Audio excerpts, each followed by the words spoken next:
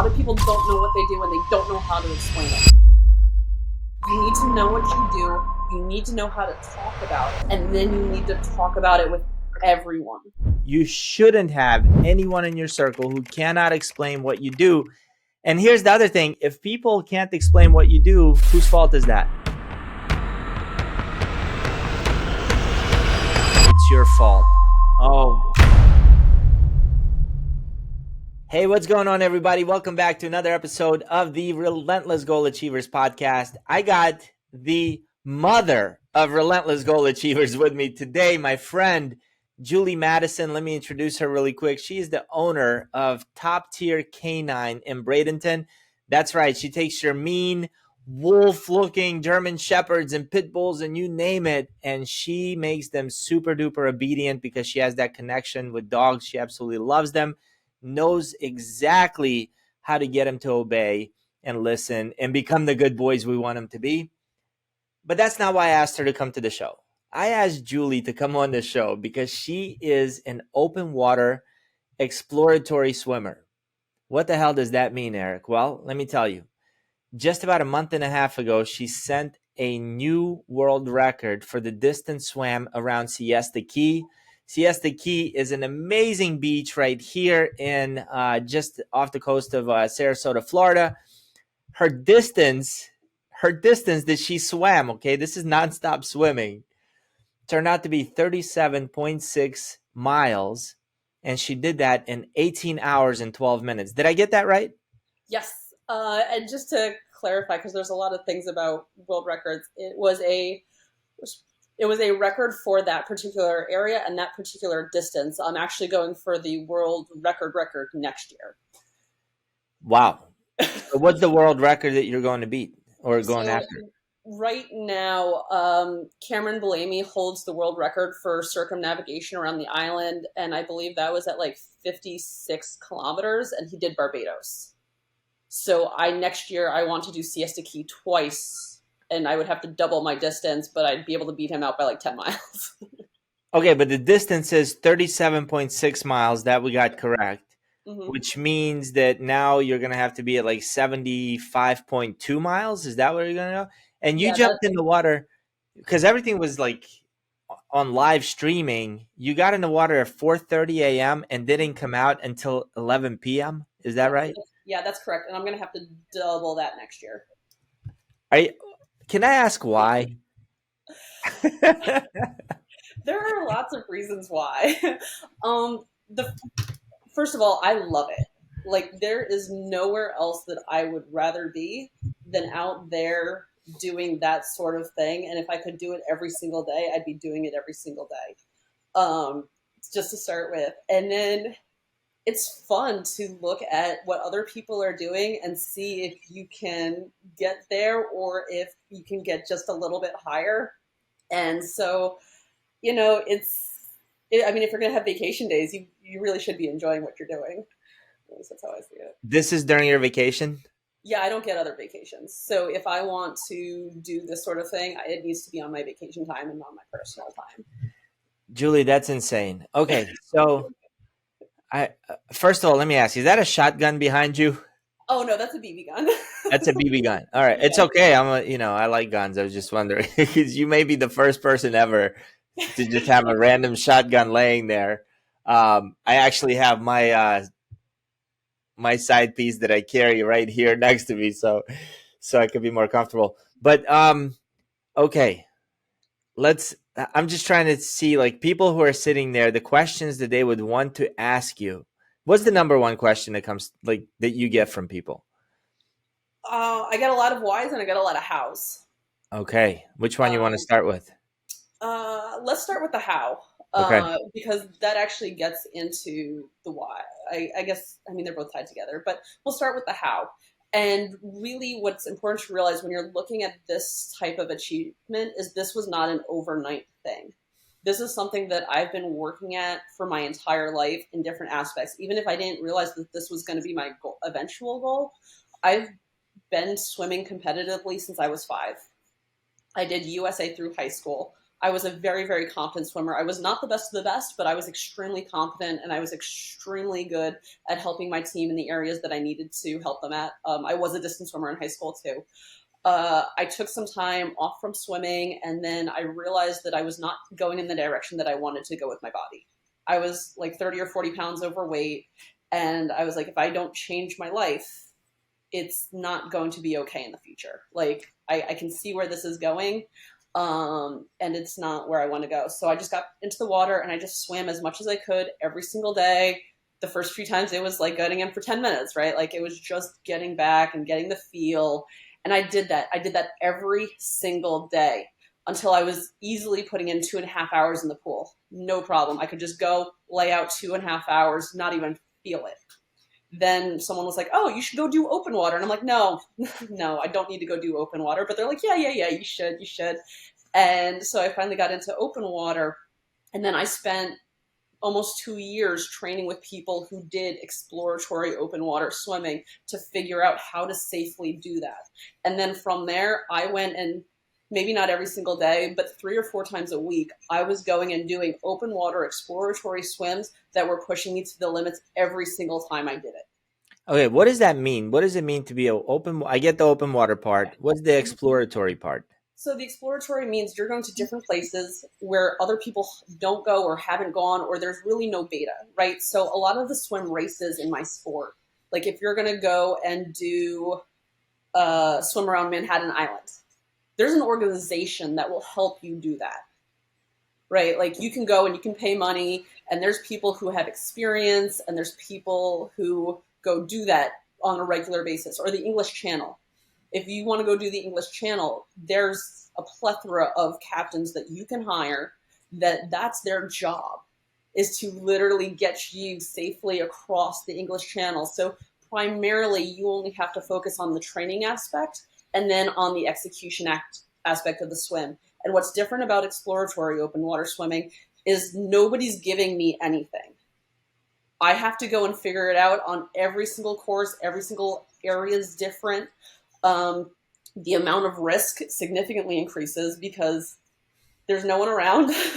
There's no one who's telling me what I should be doing. I don't know if there's a hazard that popped up overnight. I need to go and I need to figure that out as safely as I possibly can. And that makes it very, very different from going and signing up for your local triathlon race.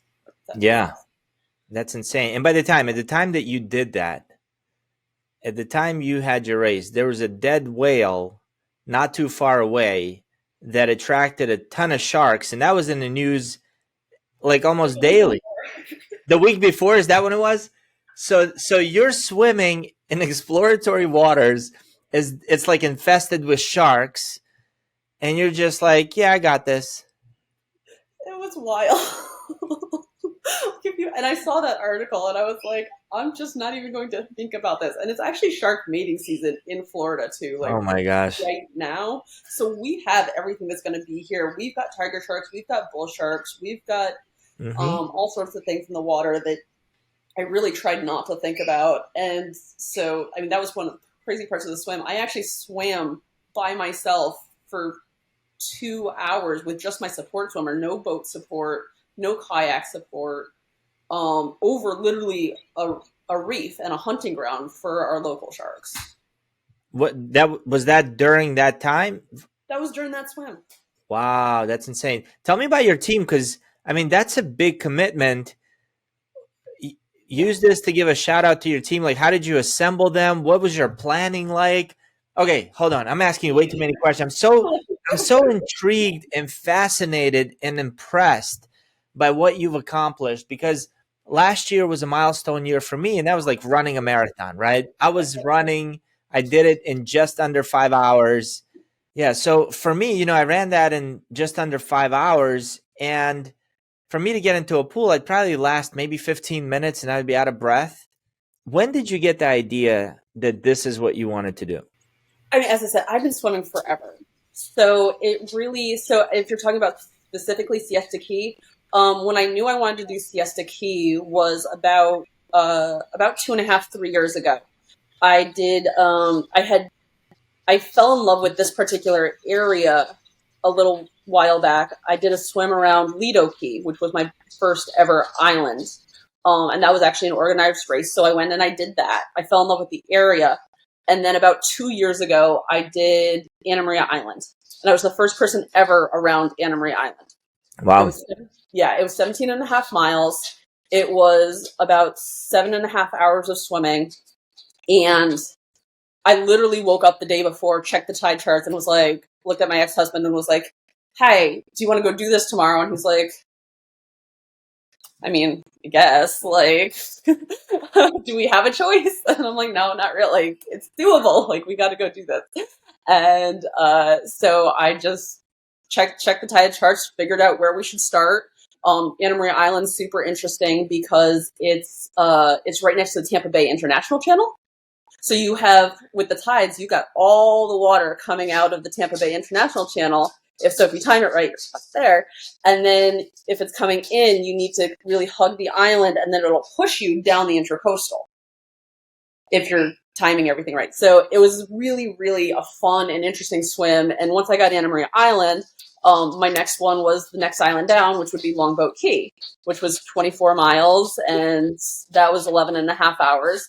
And I literally set my goal. I was like, I did Anna Maria Island, and I'm like, I want to do Longboat Key next. That's what I want.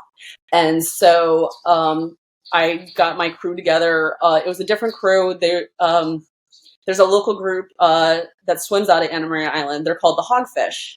And literally how I introduced myself to them was the day I decided to go do Anna Maria Island. I invited them to come swim with me the next day. And I said, hey, I'm about to go swim around your island. Do you guys want to come with me or not? And they were like, no, you go. Enjoy that. And then, so I did it. And then like 2 days later was New Year's Day. So I went and I swam with them and I celebrated with them. And you swam an island. You swam 17 miles, and then you went and celebrated the next day by swimming more. Yeah. That's how you get good. Is you don't rest and you don't stop. But you weren't sore? Of course you're sore, and of course you're tired, and of course you don't want to do it, and that's why you get up and do it, because that's how you get to be that high level, and that's just what it is. It sucks. Some days are miserable. I cannot tell you how many times I have dragged myself to my car because I couldn't walk anymore. And then I went home, I did my self-care, and the next day, it didn't have to be a long swim, but I went back in and I got back in the water and I did what I had to do to keep getting better and better. Because if you take that rest, and I'm not saying that you can't take rest. I mean, I definitely do strategic rest, and back when I was doing I would do strategic rest, but just because I did a swim like that didn't mean I wouldn't do another swim like that. And I did in between January of 2020 and probably like April or May of 2020. I did multiple double, triple ultra marathon swims.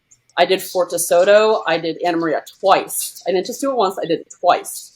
I did Longboat Key, all circumnavigations. And then I would go and just do other smaller stuff that was just beachfront straight stuff to get ready and to get prepped and to stay at that level of swimming. Wow. Was there any time, like when you're swimming around Siesta Key from 4:30 a.m. to 11 p.m., was there any time where you're like, what the hell did I get myself into? Oh, absolutely. There were multiple points where I was like, what the hell did I just do? Yep. And then there was a very, very clear 4 hours where I was on fire because I didn't train for Siesta Key. Because I took 2 years off to run my business. So I went into Siesta Key with absolutely the bare minimal training, just going off of all the ton of stuff that I had done before, knowing that if I got my nutrition right, if I kept my brain right, and if I just went out and did what I was supposed to do, I'd be able to execute it. So how many calories are you burning per hour in open water? Normally about, I believe it's about 600 to 800. 600 to 800. So Yeah, you needed I to don't remember intake. that, but I could figure that out. I actually have the exact calorie counter if you want me to find that for you. No. But I'm pretty sure I burnt about 10,000 calories during the Siesta Key swim. So how much calories do you need to intake during that swim to not cramp up and pass out? Yeah, about that. About 10,000 Yeah, calories. So how are you taking in 10,000 calories as you're swimming? liquids. It's all got to be liquids.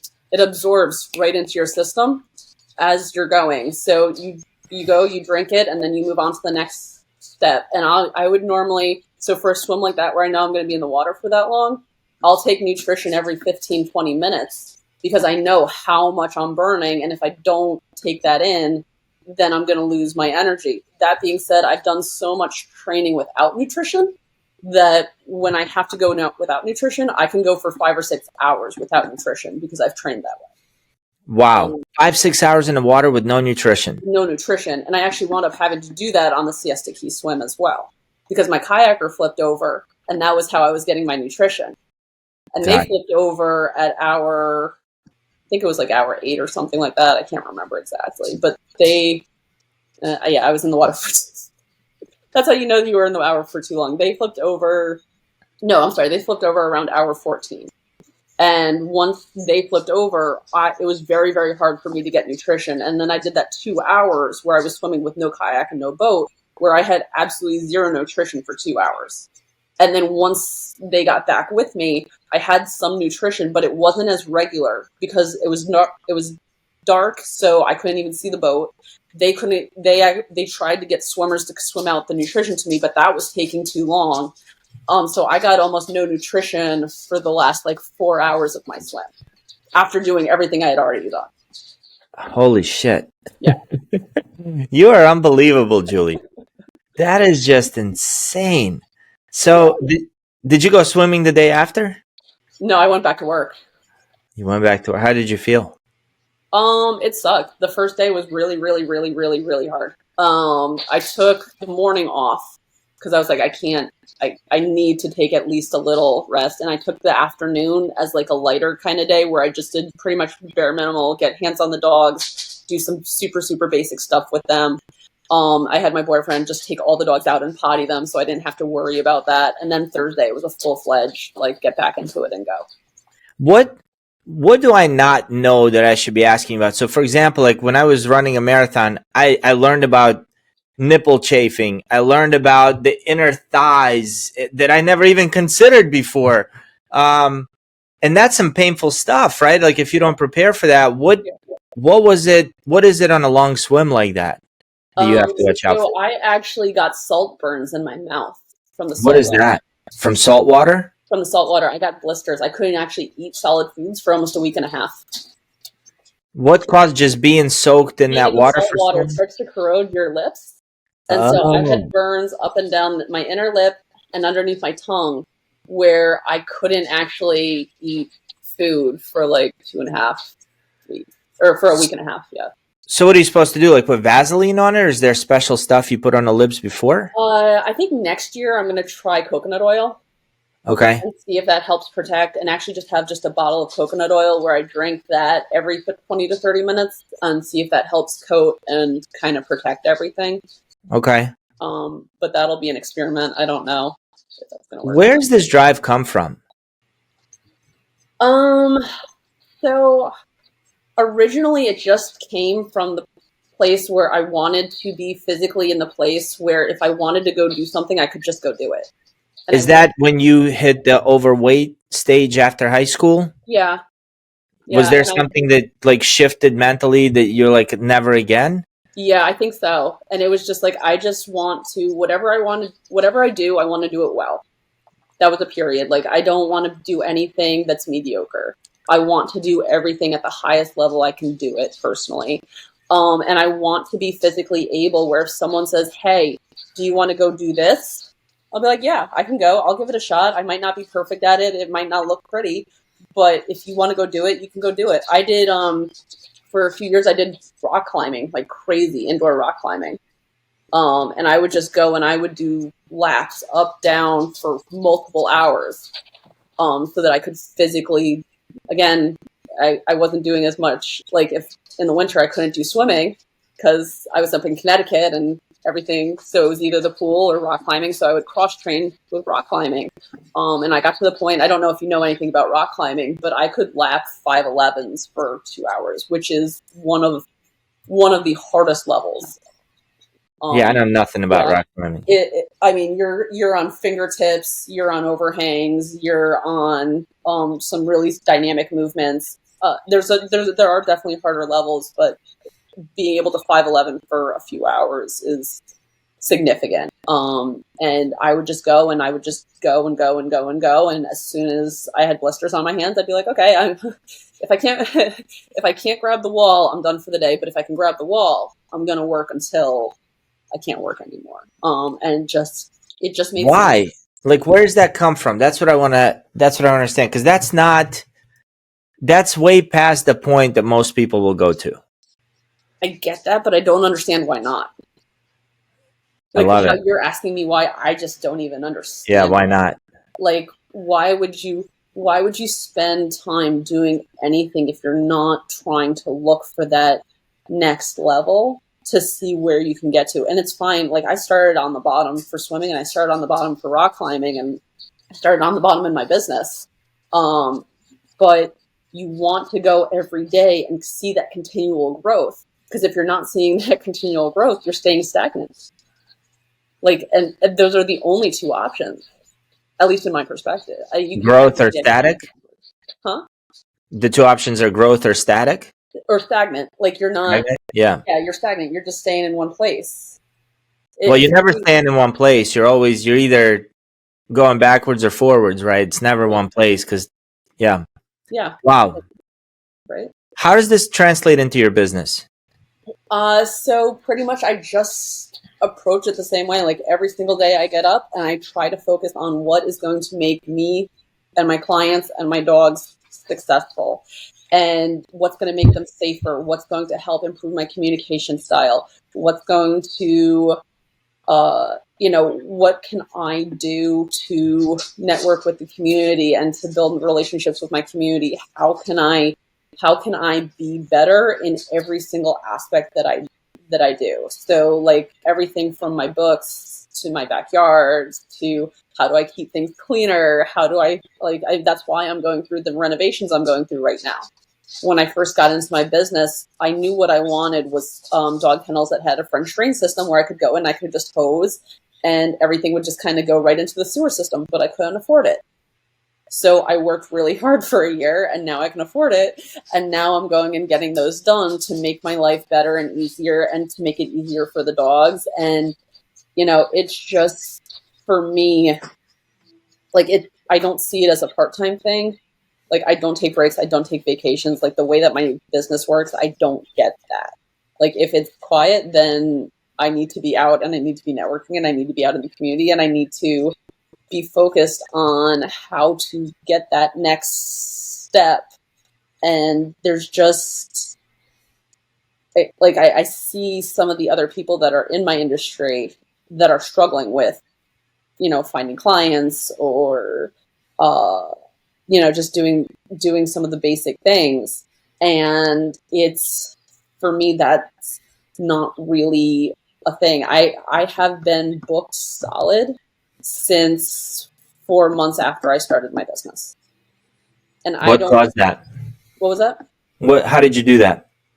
Getting out, networking, working every single day, meeting with people, talking with people, doing my job, and making sure that people knew about me.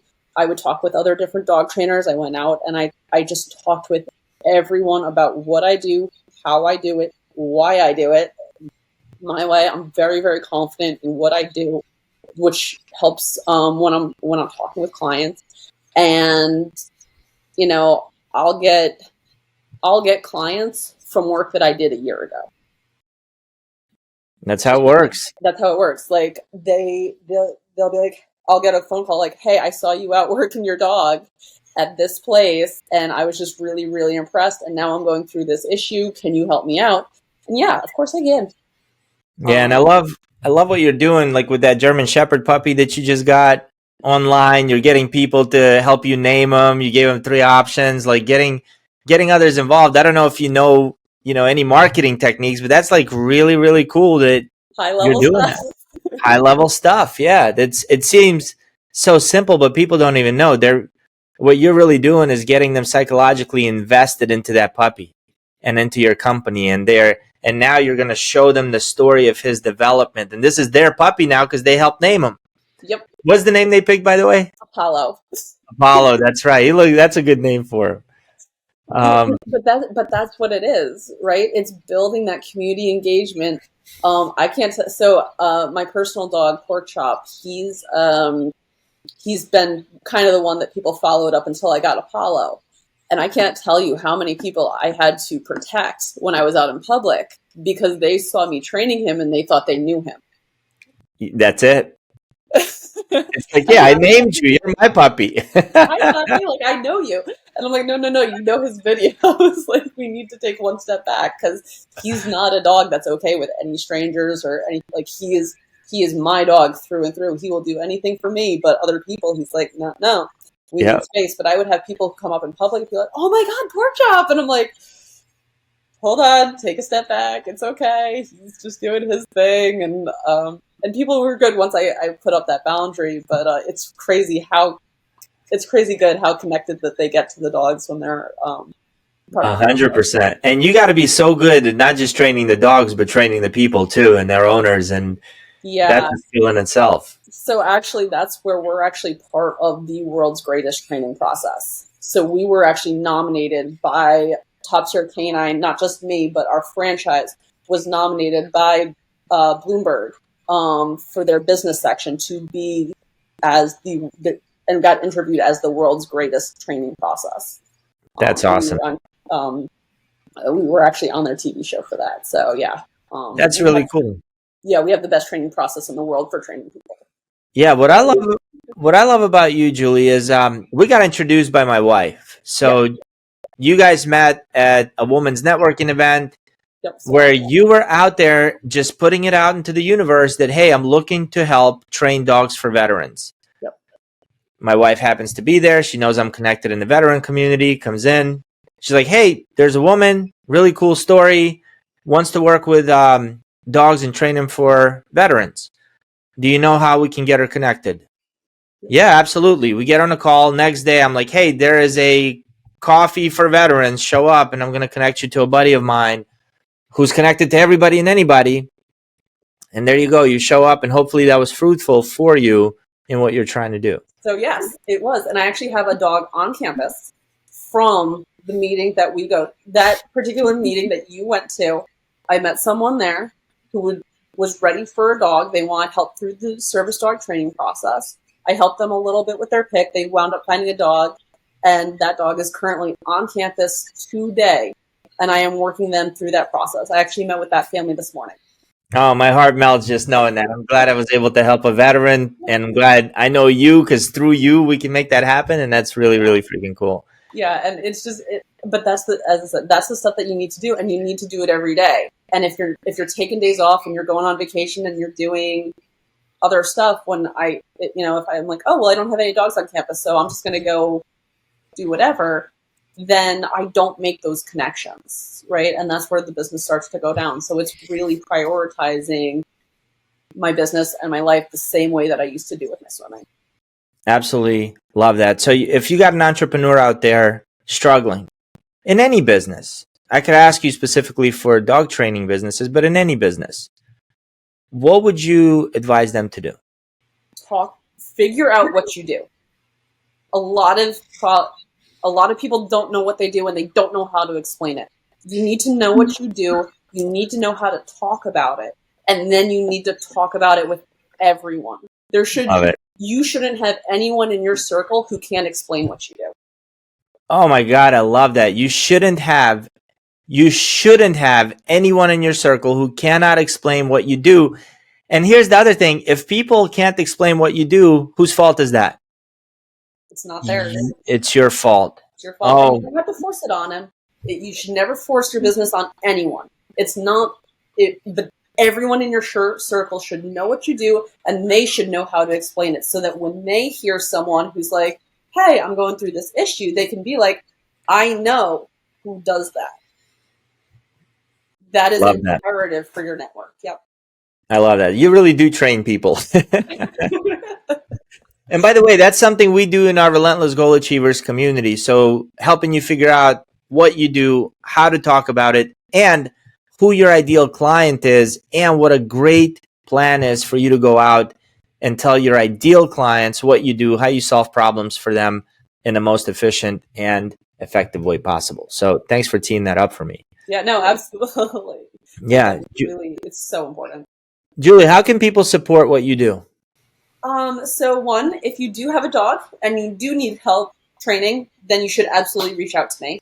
The other thing is I do a ton of work in the veteran community. I work with 2 different organizations. One is SOF Missions up in Tampa, and what they specifically do is they do the rehabilitation side for the veterans. So there's 2 aspects to service dogs specifically. There's one, getting the person ready for that dog, and then there's the dog training. So I specifically do the dog training, and what SOF Missions does is they get that veteran ready. So they start getting them to the place where they're stable mentally, they're sleeping better, they're starting to integrate back into life. And then I do the dog training for them. So donations to them and getting their veterans better is a direct, has direct results for me. Awesome. And it allows me to do more good work in the community. And then I also have paired with Canines for Heroes. So if you want to donate directly to funding that service dog, you can donate it to Canines for Heroes. And that, again, goes to training, which comes back to me. That's great. SOF stands for Special Operation Forces. So this isn't any veterans. These are your Navy SEALs. These are your Green Berets. These are your Force Recon guys. They're the ones that, are kicking in the door, chasing down Osama bin Laden. And any organization that's working with those guys is true heroes. Yeah. So, yeah, they're the best of the best. And that's actually one of the reasons that they work so well with our dogs, is because, especially with the foundation dogs that we train, which are those 8-week-old puppies, they're the Belgian Malinois. They can do literally anything. They're the ones that are kicking down the doors too. So they're the ones that we pair with the foundation dogs and the service dogs to make sure that they're both getting exactly what they need. Yeah. So tell me 12-month vision. Like if me and you are talking 12 months from now, 12 months from now, what have you accomplished? In 12 months. Okay, so really what I am working towards right now is, one, expanding the trainers in top tier canine Bradenton. And so the way that my franchise works is that I actually own all the territory in Manatee County and downtown Sarasota. So I actually have almost 500,000 people that are in my territory.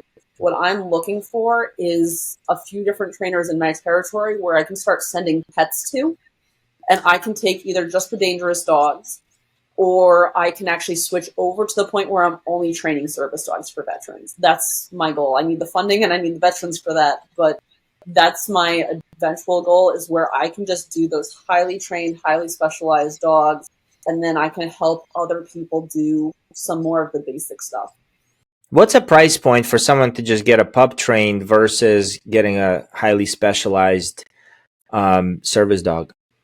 So with top tier canine, the way that we work everything is, the first thing we do is we send handlers through our Intro to Foundation Dog course. And that's about a $3,000 entry just to go through that course.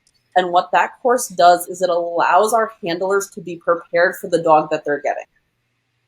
Because we cannot place dogs into homes that can't contain them. And used when I was talking with Jeff, when I first got my first Belgian Malinois puppy, as he handed it over to me, he goes, "This dog will eat through the concrete if you don't train it right."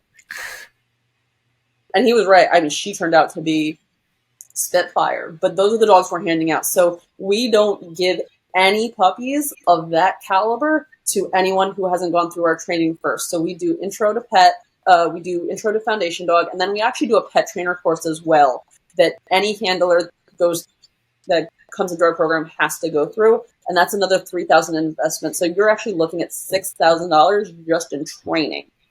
That's no puppy. That's just getting all of the education that you need to get started in the right place.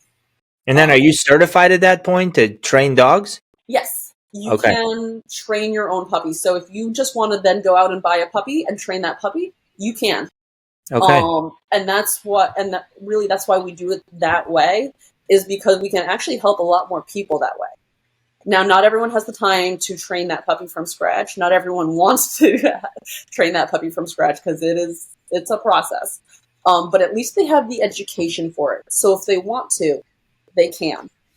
Then the basic puppy cost is about $3,500 just for the puppy. That comes with the puppy's first round of vaccinations, but then you're still going to have 2 rounds of vaccinations after that. And then I charge $3,000 a month per training. Gotcha. So it really depends on how high of a level you want me to get your dog.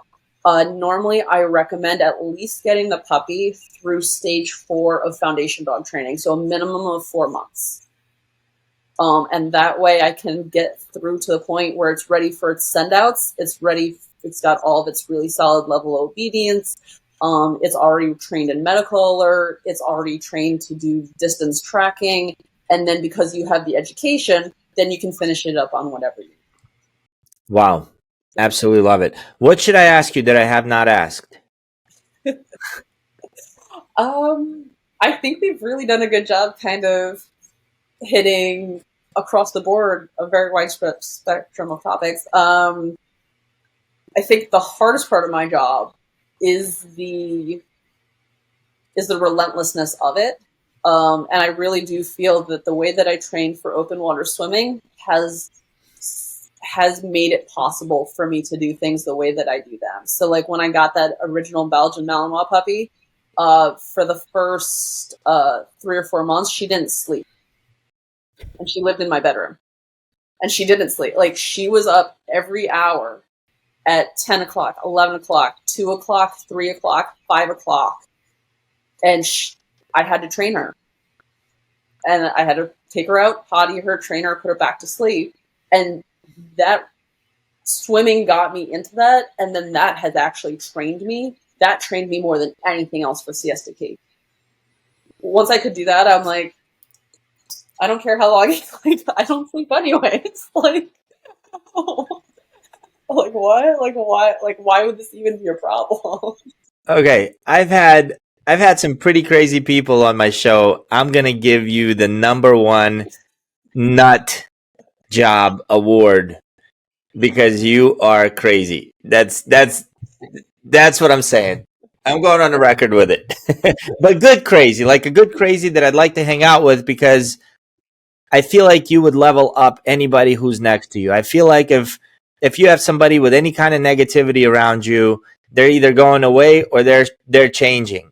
Yeah, I don't keep negative around me. So if you come, going to get up. Like, I don't tolerate anything that's not working forward. So if you're coming in and you're hanging out with me and we're working together, like anyone that I have ever trained with swimming has said that I am the best training partner they've ever had. Even if they've trained with stronger people, even if they've trained with, really good people, they will absolutely come down and say, I am the best training partner because I will make them think of something that they have never thought of before.